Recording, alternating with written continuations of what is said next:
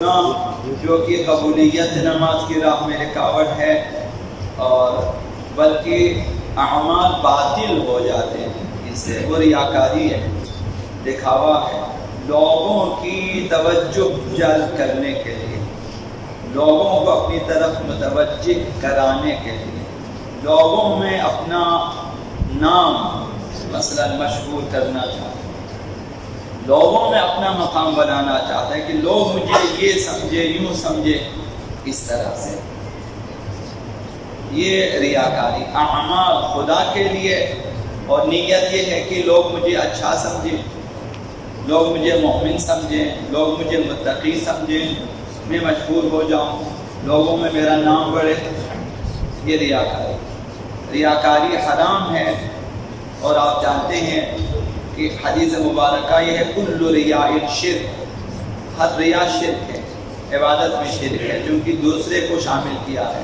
دوسرے کی رضایت شامل کی ہے، تو لہٰذا اس سے عبادات نہ صرف قبول بلکہ باطل ہو جاتے ہیں۔ بعض چیزیں وہ تھی کہ عبادات صحیح ہیں لیکن قبول نہیں ہے، ریاکاری سے باطل ہو جاتے ہیں، اصل باطل ہے، نمازیں باطل، دوبارہ سے ان کی قضا واجب ہے، روزہ اگر اسی طرح کا باطل ہے، خمس و زکوٰۃ بھی دیا باطل ہے، دوبارہ دینا چاہیے، مشہوری کے لیے اگر دیں تو لہذا کسی بھی عمل میں، کسی بھی عبادت میں کسی دوسرے کی خوشنودی شامل نہ ہونے دیں کہ وہ مجھے مثلا دیکھ کر یوں سمجھے وغیرہ، یہ نیت میں یہ چیزیں شامل نہ ہوں۔ اگر رسول خدا صلی اللہ علیہ وسلم ان اللہ لا يقبل عملا فیہ مثقال ذرۃ من ریاء،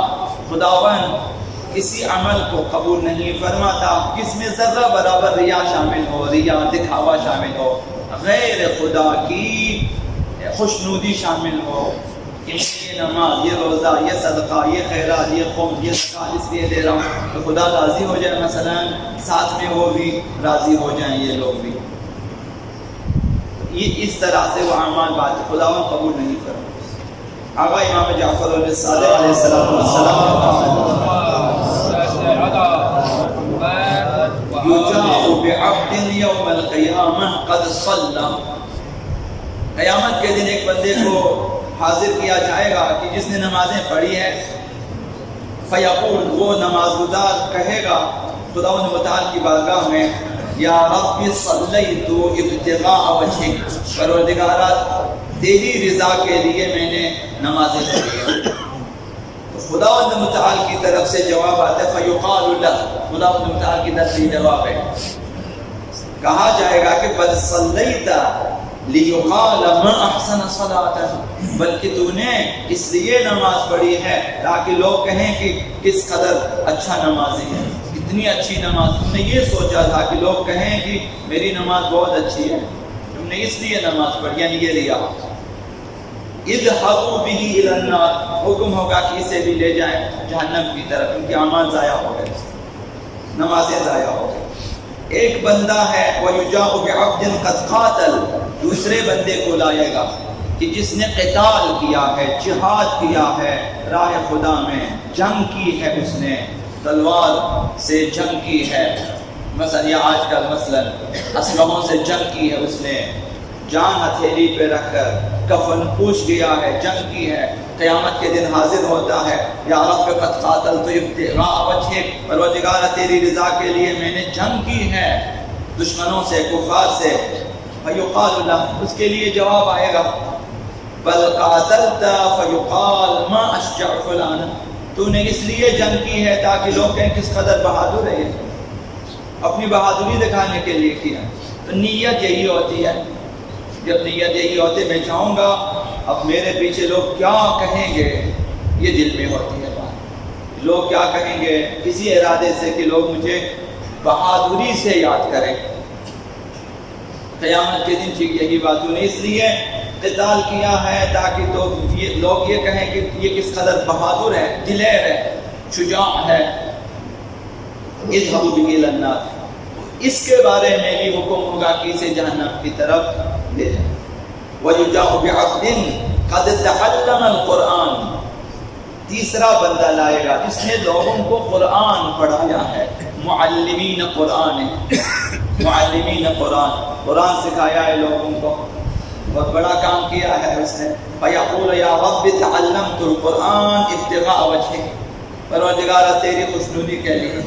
میں نے لوگوں کو قرآن پڑھایا ہے، قرآن سکھایا ہے۔ فَيُقَالُ لَهُ، اسے بھی کہا جائے گا کہ بَلْ تَعَلَّمْتَ لِيُقَالَ مَا أَحْسَنَ صَوْتَ فُلَانٍ، تو نے اس لیے قرآن سکھایا تاکہ لوگ کہیں اس کی آواز کتنی اچھی ہے، سب کے سامنے تو نے تلاوت کی ہے۔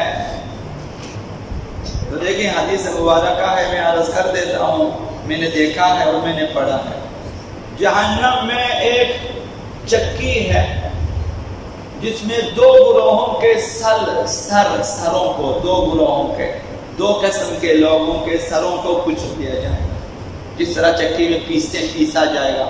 ایک قاریان قرآن ہے، دوسرا علماء ہے۔ خاص چکی ہے جہنم میں، علماء کو بھی احتیاط کرنی چاہیے، جہنم میں جا سکتے، پیش نماز جہنم میں، معمومی جنت میں، نماز جمعہ پڑھانے والے خطرے میں، نماز جماعت پڑھانے والے خطرے میں۔ نماز جماعت میں امام کے لیے شرط نہیں ہے کہ وہ جماعت کی نیت کرے، معمومی جماعت کی نیت کرے کافی ہے۔ امام جمعہ کے لیے واجب ہے کہ خود کو عادل سمجھے، جماعت کی نیت بھی کریں، ورنہ اس کے لیے نماز پڑھانا حرام ہے، خطرے میں ہے۔ اب جو یہاں سے توبہ طائب کر کے جانا چاہیے تاکہ نماز جمعہ کے لیے کھڑے ہو سکے،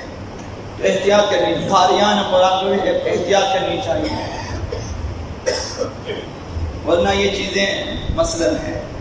تو قیامت کے دن آئے یہ معلم قرآن ہے، قاری قرآن، کہا جائے گا تم نے اس لیے تاکہ لوگ کہیں کہ میری آواز کتنی اچھی ہے، کتنی اچھی ہے۔ یہ روایت میں نے دیکھی جو عرض کی، وہ یہ بھی کسی بڑے قاری نے خود نقل کیا ہے،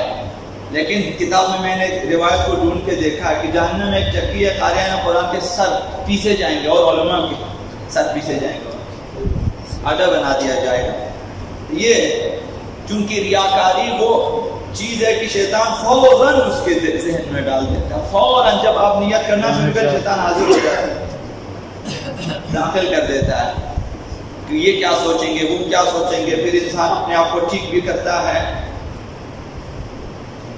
عام حالت میں ٹھیک نہیں کرتا۔ اس نے عرض کیا کہ ظاہر و باطن میں فرق آ گیا، عبادت میں سمجھو کہ یہ منافقانہ خضوع و خشوع ہے، گھر میں آپ کی نماز کیسی ہے، یہاں پہ کیسی ہے،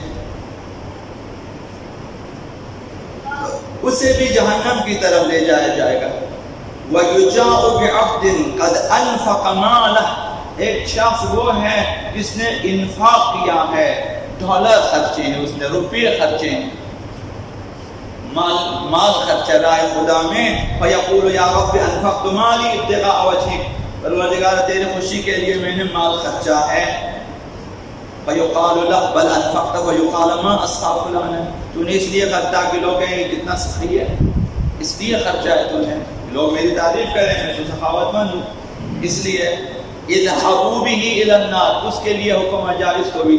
جہنم کی طرف۔ تو اس طرح نہ معلوم اور کتنے لوگ آئیں، یہ جو حدیث کا خلاصہ اس نے آپ کی خدمت میں آقا رسول خدا صلی اللہ علیہ وسلم بیان کی ہے۔ اب ان پہ دقت کرنی چاہیے، ہم سب گرفتار ہیں، بلائے ریاکاری ہے اور ہو سکتے ہیں۔ پیغمبر صلی اللہ علیہ وسلم نے فرمایا ان المرائی ینادی یوم القیامہ، قیامت کے دن ریاکار کو بلایا جائے گا، نام ہے اس کے لیے، مختلف ناموں سے پکارتے ہیں، یہاں پہ ہم ایک دوسرے کو پکارتے ہیں، اے فلان اے فلان سے، قیامت کے دن بھی ریاکار کو مختلف ناموں سے پکاریں گے۔ پہلا نام یا فاجر، اے فاجر، یا غادر، اے دھوکہ باز، یا مرائی ریاکار، تین ناموں سے پکارتے ہیں۔ فاجر گناہگار، تم نے فسق و فجور کیا ہے، غادر تم نے دھوکہ دیا لوگوں کو، نیت میں کچھ ہے دکھایا لوگوں کے لیے کچھ، اور یا مرائی دکھاوا کرنے والا، ضل عملک، تمہارے اعمال ضائع ہو گئے، وبطل اجرک، تمہارے ثواب ختم ہو گئے۔ اذهب فخذ اجرك ممن كنت تعمل، جاؤ اپنا اجر و پاداش اس شخص سے لے لو جس کے لیے تو نے عمل کیا، نیت میں جو ہم نے بٹھایا تھا کہ وہ میری تعریف کریے، میری تعریف کریے، میری تعریف کرے، مثلا خدا متعال فرمایا جاؤ اسی سے لے لیں۔ تو ریاکاری سے نہ صرف اعمال قبول بلکہ اعمال باطل ہو جاتے ہیں۔ لہذا خصوصی طور پر مومنین کو چاہیے کہ اس بلائے عظیم سے خود کو نجات دینے کی کوشش کرتے رہیں تا آخر عمر۔